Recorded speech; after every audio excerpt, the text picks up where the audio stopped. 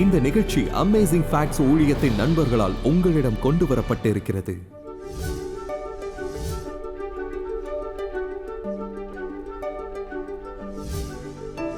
ஆகவே நான் ரட்சிக்கப்பட்டவுடன் நான் என்ன செய்தாலும் பரவாயில்லை என்கிற போது உங்களுக்கு தெரியும், தேவனிடமிருந்து விலகி உலகத்துக்கும் பிசாசின் பிடியிலிருந்து பாவத்துக்கும் திரும்பிச் செல்லக்கூடும். ஆனால் தேவனின் வாக்குத்தத்தம், நான் ரட்சிக்கப்பட்டேன். எனவே இந்த மில்லியன் கணக்கான ஜனங்கள் இந்த மோசமான தவறான பாதுகாப்பை கொண்டிருக்கிறார்கள். நீங்கள் தேவாலயத்திற்கு போகிறீர்கள். இழந்து போன ரட்சிப்பை எவ்வாறு மீண்டும் நிலைநிறுத்திக் கொள்ள முடியும்? இழந்து போனதை எவ்வாறு திரும்ப பெற முடியும்? இது வேதத்தில் ஒரு அற்புதமான செய்தி.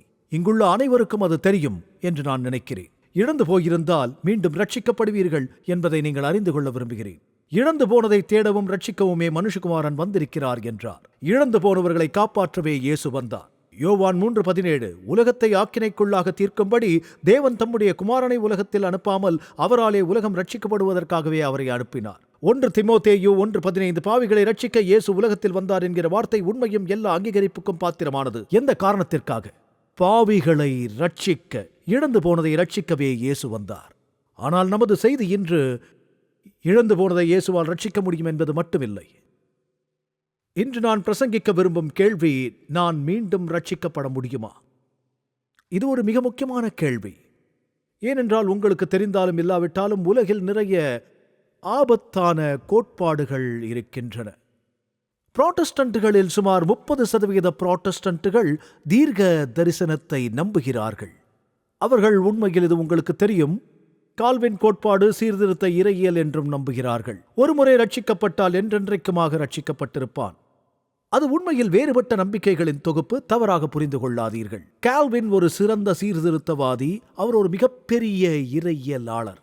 அவர் தனது 20வது வயதில் கிறிஸ்தவ மத நிறுவனங்கள் என்ற புத்தகத்தை எழுதினார். அற்புதமான மனம் கொண்டவர். அவர் ஒரு பெரிய பங்களிப்பை இதற்கு கொடுத்திருந்தார். ஆனால் சில விஷயங்கள், அவை அத்தகைய இருளிலிருந்து வெளிவந்தன. அவர் தவறாக புரிந்து கொண்டார் என்று நான் நம்புகிறேன். அது ஆபத்தானது. நீங்கள் ரட்சிக்கப்பட்டவுடன் நீங்கள் அதை இழந்து போக மாட்டீர்கள் என்ற எண்ணம் ஒரு ஆபத்தான நம்பிக்கை என்று நினைக்கிறேன். அதன் மற்றொரு பகுதி என்னவென்றால், இயேசுவின் சிலுவை மரணம் எல்லோரையும் ரட்சிப்பதற்காக அல்ல, ரட்சிக்கப்படுவோம் என்று அறிந்தவர்களுக்கு, தெரிந்து கொள்ளப்பட்டவர்களுக்கு, அழைக்கப்பட்டவர்களுக்கு மட்டுமே போதுமான பாடுகளை அவர் அனுபவித்தார். மூன்றாவதாக, எல்லாவற்றிலும் மிக முக்கியமானதாக நான் இதை கருதுகிறேன், தேவன் யாரை ரட்சிக்கப் போகிறார் என்பதை முன்னரே தீர்மானித்திருக்கிறார். மேலும் இழந்து விட்டோம் என்று கருதுகிற மற்றவர்களும் இதில் அடங்குவார்கள். உண்மையில் யாருக்கும் வேறு வழி கிடையாது. இது எல்லாமே தேவ சித்தத்தின் அடிப்படையில் மட்டுமே நடக்கும்.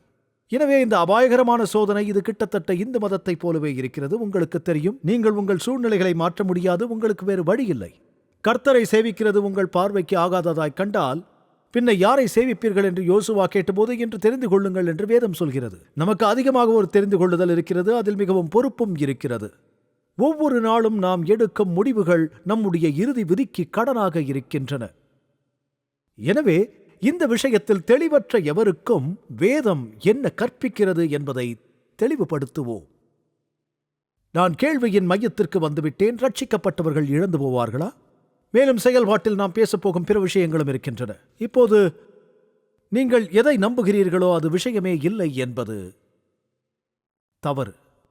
மத்தேயு 7:21 வேதம் நமக்கு சொல்கிறது, பரலோகத்தில் இருக்கிற என் பிதாவின் சித்தத்தின்படி செய்கிறவனே பரலோக ராஜ்யத்தில் பிரவேசிப்பானே, அல்லாமல் கர்த்தாவே என்று சொல்லுகிறவன் அதில் பிரவேசிப்பதில்லை. ஒருமுறை ரட்சிக்கப்பட்டவுடன் அந்த ரட்சிப்பு நிலைக்கும் என்று நம்பும் என் நண்பர்கள், ரட்சிக்கப்பட்டவுடன் புது இருதயம் சிருஷ்டிக்கப்படுகிறது என்று நம்புகிறீர்கள். நீங்கள் மீண்டும் பிறந்தீர்கள். தேவன், அவன் எனக்கு தந்தவைகளில் ஒன்றையும் நான் இழந்து போக மாட்டேன் என்று சொல்கிறார். இன்னும் சில முக்கிய வசனங்கள், சில வசனங்கள் சரியாக குறிப்பிடவில்லை, தவறான சூழலில் கொடுக்கப்படுகிறது என்பதை நான் குறை மதிப்பீடு செய்ய விரும்பவில்லை. அவர்கள் சொல்கிறார்கள், நான் ரட்சிக்கப்பட்டவுடன் நான் என்ன செய்தாலும் பரவாயில்லை என்கிற போது தேவனிடமிருந்து விலகி உலகத்துக்கும் பிசாசின் பிடியிலிருந்து பாவத்திற்கும் திரும்பிச் சென்று விடுகிறேன் என்று.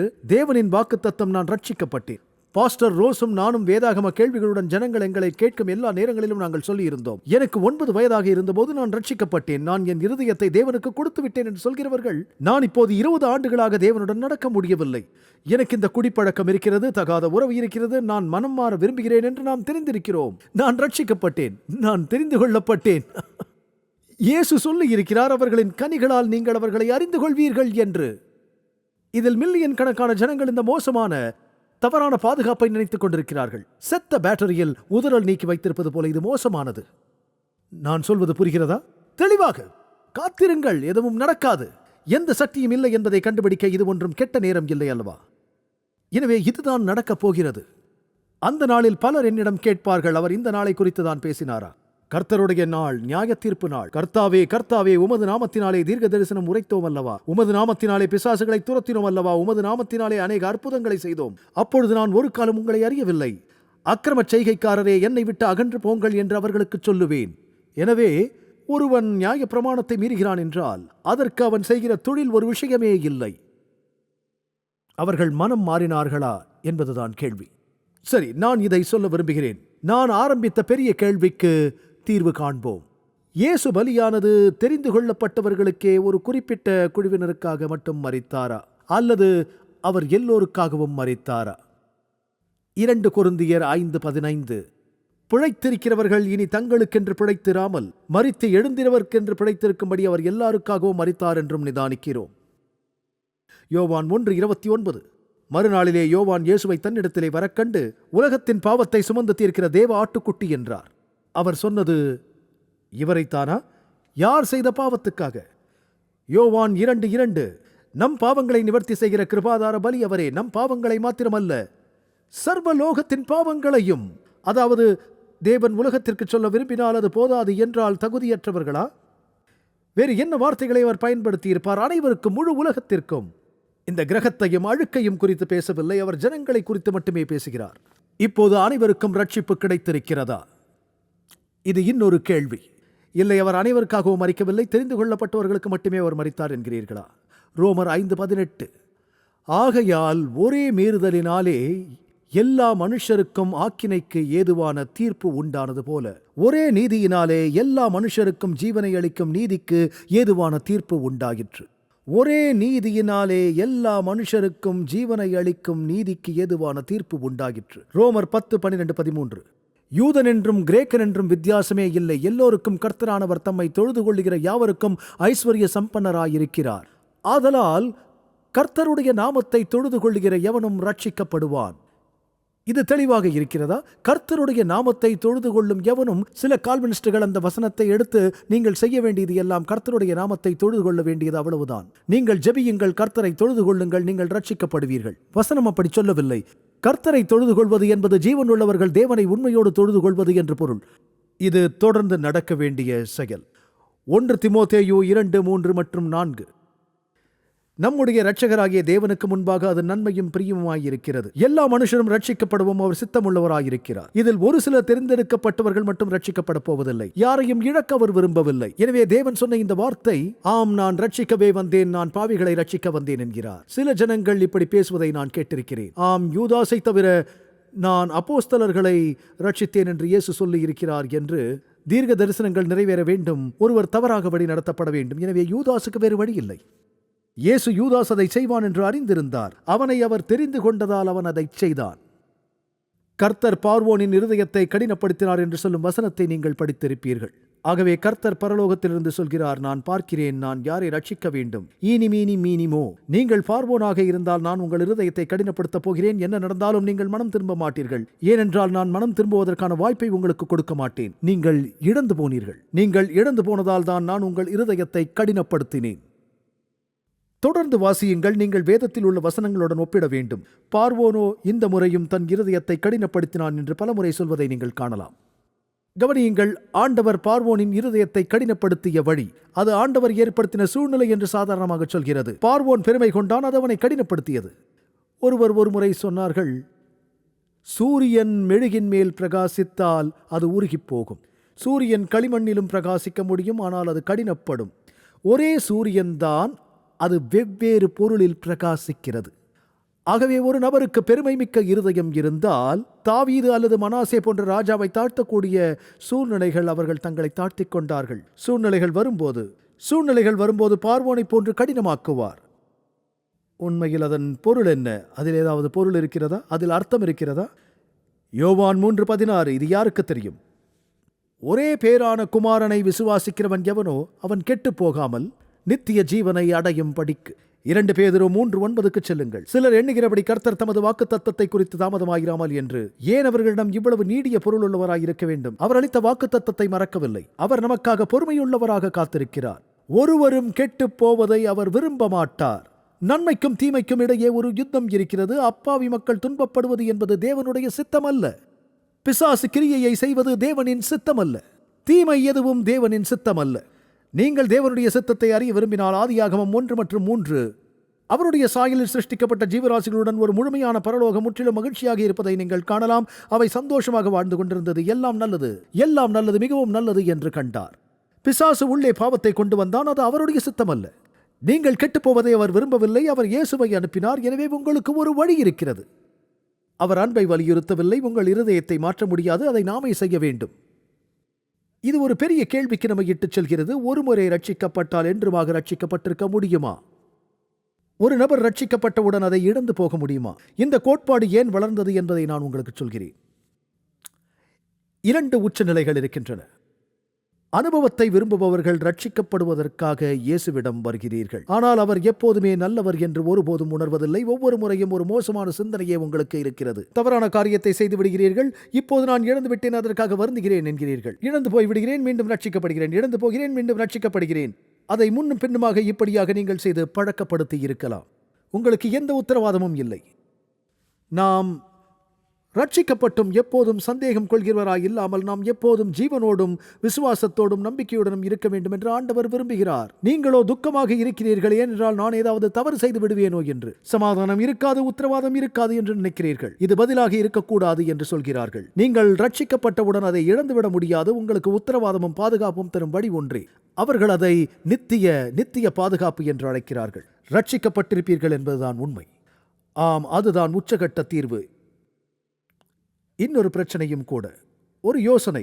ரட்சிக்கப்பட்டு விட்டேன், என்ன வேண்டுமானாலும் செய்யலாம். நண்பர்களே, எங்கும் செல்ல வேண்டாம். இன்றைய விளக்க காட்சியை முடிக்க இன்னும் சற்று நேரத்தில் திரும்பி வருவோம்.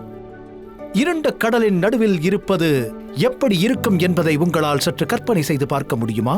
உங்களை சுற்றி பசியோடு இருக்கும் சுறாக்கள் இருக்கிறது. ஒரு ஹெலிகாப்டர் வந்தால் நீங்கள் மிகவும் நன்றியுள்ளவர்களாக இருப்பீர்கள்.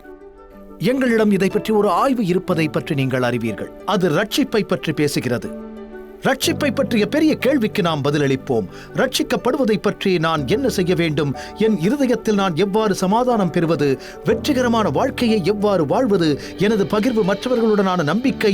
உங்கள் இலவச நகலை பெற உங்கள் திரையில் தொலைபேசி எண்ணை அழைக்கவும், சலுகை எண் 303 என குறிப்பிடவும் அல்லது வலை முகவரியை பார்வையிடவும். இந்த நம்ப முடியாத ஆதாரத்தை படித்த பிறகு உறுதியாக உங்கள் நண்பர்களுடன் பகிர்ந்து கொள்ளுங்கள். இப்போது இன்றைய விளக்க காட்சிக்கு திரும்பி வருவோம். தேவனின் வார்த்தையிலிருந்து சில அற்புதமான உண்மைகளை கற்றுக்கொள்ளுங்கள். நான் என்ன செய்தாலும் பரவாயில்லை, சமாதானம் இருக்கும், ரட்சிக்கப்பட்டிருக்கிறேன். நீங்கள் அசைந்து போவதால் மற்றவர்களிடம் சொல்ல துணிவு வராது. உங்கள் சமாதானத்தையும் பாதுகாப்பையும் நீங்களே பறித்து விடுகிறீர்கள். அது அடுத்த உச்சகட்டம். எனக்கு பாப்டிஸ்ட் நண்பர்கள் இருக்கிறார்கள். நித்திய பாதுகாப்பை நம்புகிறார்கள். மிக நல்ல தேவ மனிதர்கள். சுரண்ட முயற்சிக்க மாட்டார்கள். நான் சில பாப்டிஸ்ட் தேவாலயங்களிலும் பிரசங்கித்திருக்கிறேன். அங்கு ஜனங்கள் சொன்னார்கள், கால்பந்தாட்டம் இருக்கிறது, சீக்கிரம் முடியுங்கள் என்று. தேவாலயம் முடிந்தவுடன் நீங்களும் நானும் அவர்கள் வெளியே கூடி புகைப்பிடிப்பதை பார்க்க முடியும். பின்னர் வீட்டிற்கு சென்று பீர் குடித்துக் கொண்டு கால்பந்து விளையாட்டை டிவியில் பார்ப்பார்கள். அதற்கு அவர்கள் தேவனுக்காக வாழவில்லை. தொடர்ந்து பயத்தில் இருக்கும் இந்த 2 உச்சகட்ட நபர்களையும் நீங்கள் பார்த்திருப்பீர்கள். அவர்கள் எப்போதும் தங்கள் வேலைகளை பார்த்துக் கொண்டிருப்பார்கள். நான் ரட்சிக்கப்பட்டதும் விசுவாசத்தினால் ரட்சிக்கப்பட்டதும் நான் என்ன செய்தாலும் பரவாயில்லை என்று சொல்லும் மற்ற கூட்டத்தை பார்க்கலாம். இப்போது நான் அதை தெளிவுபடுத்த விரும்புகிறேன். விசுவாசத்தின் மூலம் நாம் முற்றிலும் கிருபையால் ரட்சிக்கப்படுகிறோம். ஆக அது நாம் பாவ வாழ்க்கை வாழ உரிமத்தை தராது. எனவே நான் உங்களுக்கு நேராக சொல்கிறேன், நீங்கள் தொடர்ந்து தேவனுக்குள் தினமும் நடக்கவில்லை என்றால் அந்த நம்பிக்கையை இழக்க நேரிடும். நித்திய ஜீவனை இழந்து போகலாம். சில வசனங்களை தருகிறேன். கலாத்தியர் 5:4 நியாயப்பிரமாணத்தினால் நீதிமான்களாக விரும்புகிற நீங்கள் யாவரும் கிறிஸ்துவை விட்டு பிரிந்து கிருபையினின்று விழுந்தீர்கள். இப்போது கிருபையையும் நியாய பிரமாணத்தையும் பற்றி என்ன நினைத்தாலும் பவுல் சொல்கிறார். கிருபை ஜனங்களுக்கு அவர் கலாத்தில் உள்ள சபைக்கு எழுதுகிறார். நீங்கள் விழலாம். கிருபையிலிருந்து விழுந்தால் ரட்சிக்கப்பட்டிருப்பீர்களா? கிருபையால் மட்டுமே ரட்சிக்கப்பட முடியும். கிருபையிலிருந்து விழுந்தால் ரட்சிக்கப்பட்டிருப்பீர்களா? எனவே பவுல் அதை சொன்னார். மார்க் 13:13 இயேசு முடிவு பரியந்தம் நிலை நிற்பவனே ரட்சிக்கப்படுவான் என்றார். சரியாக உங்களுக்கு எப்போது தெரியும்? முடிவில். நீங்கள் தொடர்ந்து சகித்து நடக்க வேண்டும். நீங்கள் ரட்சிப்பை இழந்ததினால் சமாதானம் இருக்காது என்று அர்த்தமல்ல. ரட்சிக்கப்பட்டேன், வெவ்வேறு வழிகளில் பயன்படுத்துவதால் அதை விளக்குகிறேன். பவுல் சொன்னார், 1 கொரிந்தியர் 9:27, மற்றவர்களுக்கு பிரசங்கம் பண்ணுகிற நான் தானே ஆகாதவனாய் போகாத படிக்கு என் சரீரத்தை ஒடுக்கி கீழ்ப்படுத்துகிறேன். பவுல் நான் தொடர்ந்து என் சரீரத்தை ஒடுக்கி கீழ்ப்படுத்த வேண்டும் என்று சொன்னார். பவுல் நான் அனுதினமும் சாகிறேன் என்று சொன்னார். நீங்கள் ஒருமுறை ரட்சிக்கப்பட்டால் நீங்கள் ஏன் அனுதினமும் சாக வேண்டும்?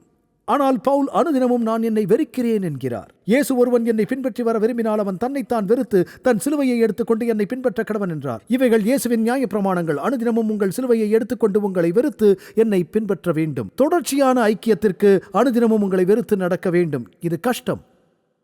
எபிரேயர் 10:26, நாம் மனப்பூர்வமாய் பாவம் செய்கிறவர்களாய் இருந்தால் தொடர்ந்து பாவ வாழ்க்கையை வாழ்வதாலோ நீங்கள் ஒருமுறை பாவம் செய்வது என்பது அர்த்தமல்ல.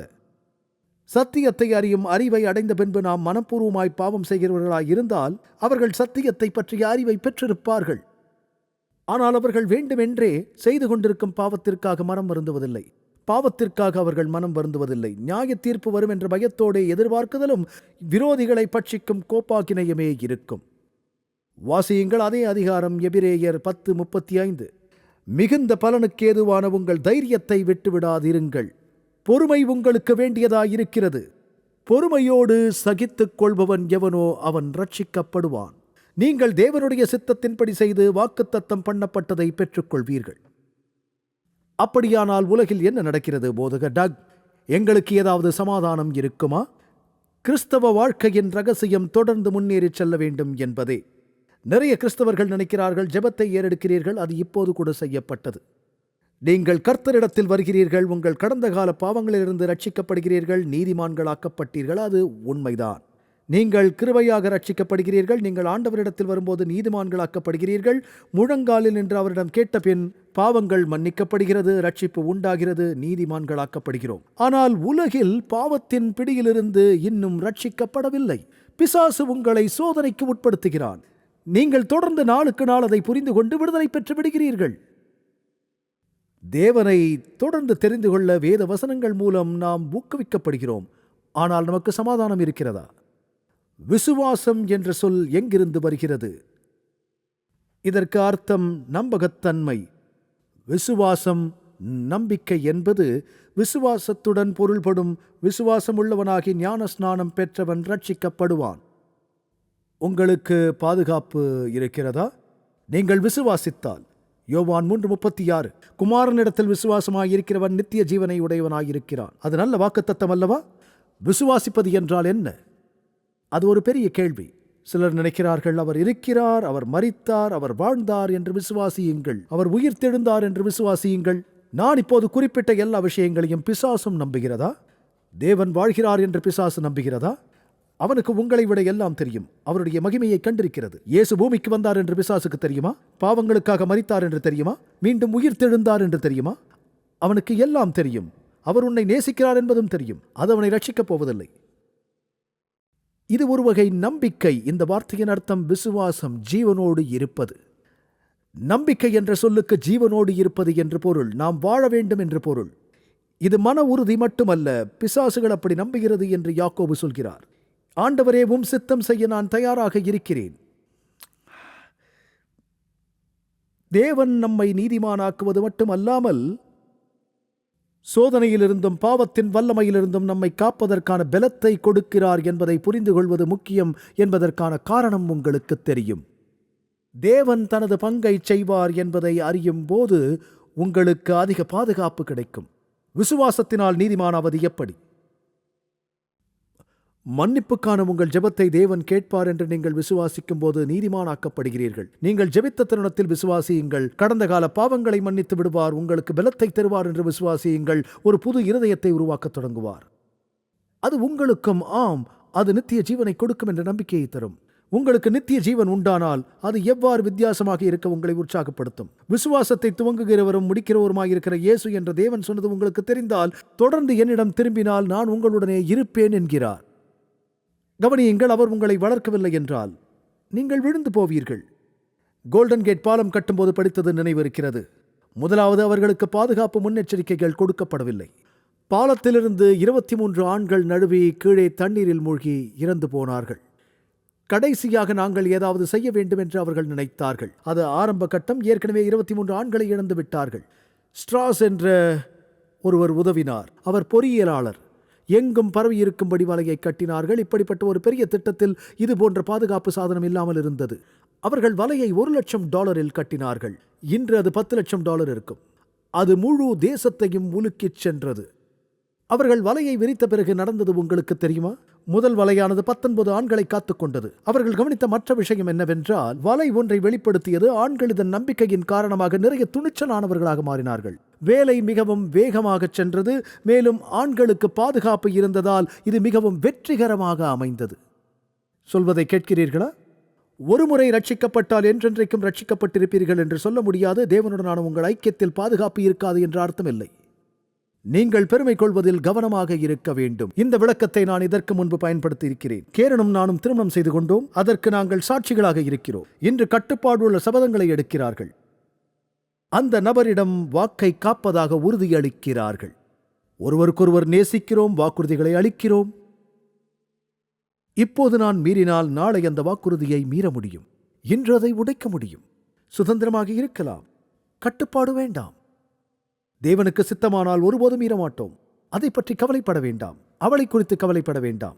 ஏனென்றால் உங்களுக்கு அன்பும் நம்பிக்கையும் கிடைத்தவுடன் விசுவாசமாக இருப்பீர்கள். ஆனால் அதற்கு நமக்கு சுதந்திரம் இல்லை என்ற அர்த்தமல்ல. சொல்கிறது புரிகிறதா?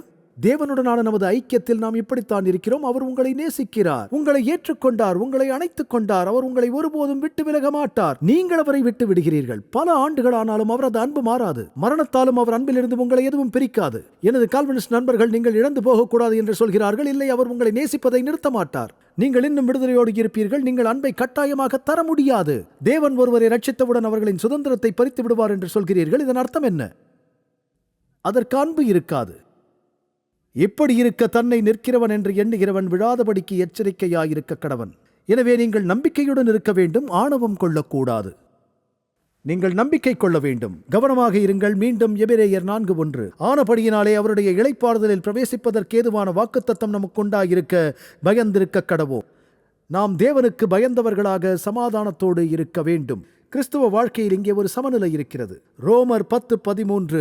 ஆதலால் கர்த்தருடைய நாமத்தை தொழுது கொள்ளுகிற எவனும் ரட்சிக்கப்படுவான். ஆண்டவரை நோக்கி கூப்பிடும்போது நம்மை ரட்சிப்பதாக வாக்குத்தத்தம் பண்ணியிருக்கிறார். நாம் அவரை தொழுது கொள்ள வேண்டும். வெளிப்படுத்தல் 3:5. ஜெயங்கொள்ளுகிறவன் எவனோ அவனுக்கு வெண்வஸ்திரம் தற்பிக்கப்படும்.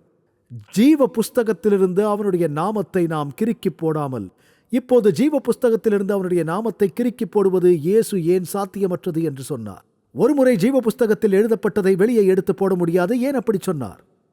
உண்மையில் யாத்ராகமம் 33 பழைய ஏற்பாட்டிற்கு போவேன் என்று எதிர்பார்க்கவில்லை. யாத்ராகமம் 32:33 கர்த்தர் மோசேயை நோக்கி, எனக்கு விரோதமாய் பாவம் செய்தவன் எவனோ அவன் பெயரை என் புஸ்தகத்திலிருந்து கிறுக்கி போடுவேன். பழைய ஏற்பாட்டில் சொல்லப்பட்டிருக்கிறது. இயேசு அதைத்தான் வெளிப்படுத்தல் 3 குறிப்பிடுகிறார். தேவன் தமது புஸ்தகத்தில் ஒரு நபரின் நாமத்தை எழுதிவிட்டதினால், நீங்கள் கிறிஸ்துவிடம் வந்ததினால் நீதிமானாக்கப்படுகிறீர்கள். உங்கள் பெயர் ஜீவ புஸ்தகத்தில் எழுதப்பட்டு விட்டது. நீங்கள் சுத்திகரிக்கப்பட்டு விசுவாசத்தில் முன்னேறிச் செல்கிறீர்கள். உங்களுக்கு ஜெயம் கிடைக்கும். ஆமென். நாம் பயத்தில் வாழ்வதை அவர் விரும்ப மாட்டார். 1 யோவான் 4:18. அன்பிலே பயமில்லை, பூரண அன்பு பயத்தை புறம்பே தள்ளும். எபிரேயர் 13:5 ஆண்டவர் வாக்கு பண்ணியிருக்கிறார். உன்னை விட்டு விலகுவதும் இல்லை, கைவிடுவதும் இல்லை. அதனாலே நாம் தைரியம் கொண்டு பிலிப்பியர் 1:5 உங்களில் நற்கிரியையை தொடங்கினவர் அதை இயேசு கிறிஸ்துவின் நாள் பரியந்தம் முடிய நடத்தி வருவார் என்று நம்பி, தேவன் உங்களை சோர்ந்து போக விட மாட்டார். அவர் உங்களை ரட்சிக்க மாட்டார் என்று நினைக்கக்கூடாது. நீங்கள் ஒத்துழைக்க வேண்டும். இல்லை என்றால் நீங்கள் விழக்கூடிய 2 பள்ளங்கள் இருக்கின்றன. ஒன்று சோர்வடைந்து நான் இனி ஒருபோதும் விசுவாசிக்கப் போவதில்லை என்று சொல்வீர்கள். ஒரு சிலர் நான் ரட்சிக்கப்பட்டவுடன் அதை இழந்து போக மாட்டேன் என்று சொல்வார்கள். வேதாகமத்தின் அடிப்படையில் நடந்து கொள்ள வேண்டும். தேவனுக்கு உண்மையாக இருக்க வேண்டும். பயத்தோடு வாழ்வதை அவர் விரும்ப மாட்டார். எசேக்கியேல் 33:12 சொல்கிறார், மனுபுத்திரனே, நீ உன் ஜனத்தின் புத்திரரை நோக்கி, நீதிமான் துரோகம் பண்ணுகிற நாளிலே அவனுடைய நீதி அவனை தப்புவிப்பதில்லை. துன்மார்கன் தன் துர்மார்க்கத்தை விட்டு திரும்புகிற நாளிலே அவன் தன் அக்கிரமத்தினால் விழுந்து போவதும் இல்லை. நீதிமான் பாவம் செய்கிற நாளிலே தன் நீதியினால் பிழைப்பதும் இல்லை. மிகவும் தெளிவாக இருக்கிறது. பிழைக்கவே பிழைப்பா என்று நான் நீதிமானுக்கு சொல்லும்போது, அவன் தன் நீதியை நம்பி அநியாயம் செய்தால் அவனுடைய நீதியில் ஒன்றும் நினைக்கப்படுவதில்லை. அவன் செய்த தன் அநியாயத்திலே சாவான். அவன் நீதிமான்களிடத்தில் நீங்கள் வாழ்வீர்கள், நான் உங்களை ரட்சித்தேன். அவன் தன் நீதியை நம்பி அநியாயம் செய்தால் அவனுடைய நீதியில் ஒன்றும் நினைக்கப்படுவதில்லை. அவன் செய்த தன் அநியாயத்திலே சாவான். மீண்டும் பின்னும் சாகவே சாவா என்று நான் துன்மார்கனுக்கு சொல்லும்போது, அவன் தன் பாவத்தை விட்டு திரும்பி நியாயமும் நீதியும் செய்து, துன்மார்கன் தான் வாங்கின அடமானத்தையும் தான் கொள்ளையிட்ட பொருளையும் திரும்ப கொடுத்துவிட்டு அநியாயம் செய்யாதபடி ஜீவ பிரமாணங்களில் நடந்தால் அவன் சாகாமல் பிழைக்கவே பிழைப்பான். அவன் செய்த அவனுடைய எல்லா பாவங்களும் அவனுக்கு விரோதமாக நினைக்கப்படுவதில்லை. அவன் பிழைக்கவே பிழைப்பான். தேவன் 2 உச்சங்களை மூடுகிறேன் என்று நமக்கு சொல்கிறார். அவர் சொன்ன அதிசயமான காரியம், கவனி, நீ என்னை பின்பற்றி வா, உனக்கு ஜீவன் உண்டாயிருக்கும் என்பது. நாம் அவருடைய கிருபையால் ரட்சிக்கப்பட்டிருக்கிறோம். தகுதியானதை அடையப் போகிறோம் என்றால் அனைவரும் அழிந்து போவோம். அப்படித்தானே? பாவத்தின் சம்பளம் மரணம். நம்மில் யாரும் விசுவாசிப்பதில்லை. ஒருவர் செய்து முடித்ததினால் அனைவருக்கும் ரட்சிப்பு. ஆகவே நீங்கள் கிருபையால் ரட்சிக்கப்பட்டிருக்கிறீர்கள். அதை ஏற்றுக்கொண்டு விசுவாசத்தினாலே அதை உறுதிப்படுத்திக் கொள்ளுங்கள். நாமும் புதிதான ஜீவன் உள்ளவர்களாய் நடந்து கொள்ளும்படிக்கு என்று வேதம் சொல்கிறது. ஆமென்.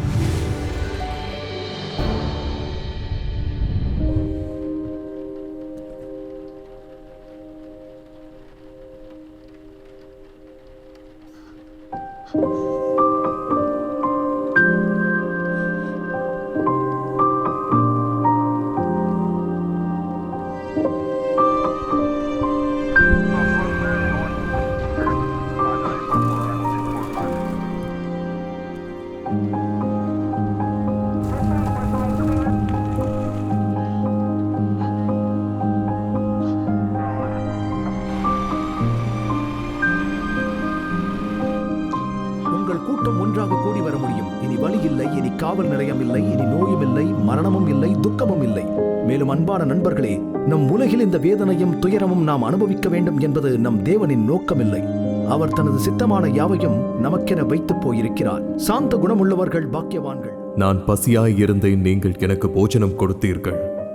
மிகவும் சிறியவர்களாகிய இவர்களில் ஒருவனுக்கு, என் சகோதரா, எதை செய்யாதிருந்தீர்களோ அதை எனக்கே செய்யாதிருந்தீர்கள்.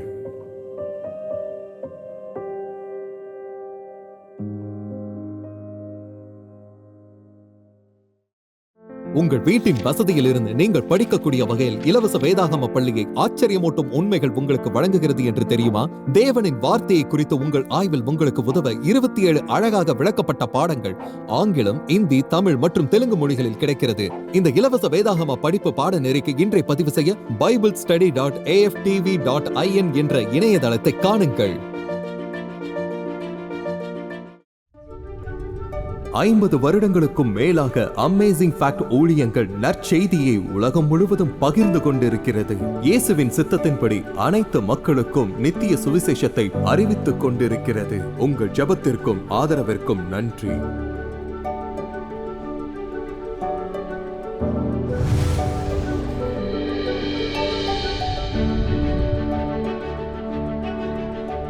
இன்றைய இலவச சலுகையை விண்ணப்பிக்க மறந்து விடாதீர்கள். அது நிச்சயம் ஆசீர்வாதமாக இருக்கும். உங்களது தொடர்ச்சியான ஆதரவுக்கு நன்றி. நாங்கள் இயேசு கிறிஸ்துவின் சுவிசேஷத்தை உலகெங்கிலும் கொண்டு செல்கிறதினால் நீங்கள் அடுத்த வாரம் இணைந்திருக்க உதவி செய்து கர்த்தருடைய வேத வார்த்தைகள் மூழ்கி அற்புத உண்மைகளை ஆராயச் செய்யும்.